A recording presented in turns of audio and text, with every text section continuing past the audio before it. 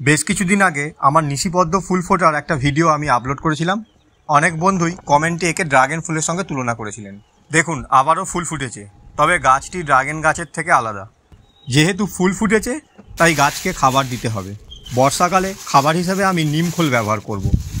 তবে সবার আগে জেনে নেব নিমখোল আসলে কি। নিম গাছের বীজ থেকে তেল নিষ্কাশনের পর অবশিষ্ট অংশ হলো এই নিমখোল, যার মধ্যে নাইট্রোজেন, ফসফরাস, পটাশিয়াম এবং আরও অনেক পুষ্টিকর উপাদান থাকে, যা গাছের বৃদ্ধি এবং ফলন বাড়াতে সাহায্য করে।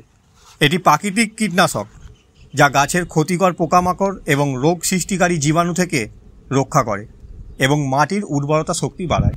টবের মাটিটা প্রথমে ভালো করে শুকিয়ে নেবেন এবং প্রয়োগ করার আগে মাটিটা একটু আলগা করে চা চামচের 1 চামচ হিসাবে প্রতি টবের চারপাশে ছড়িয়ে দিন।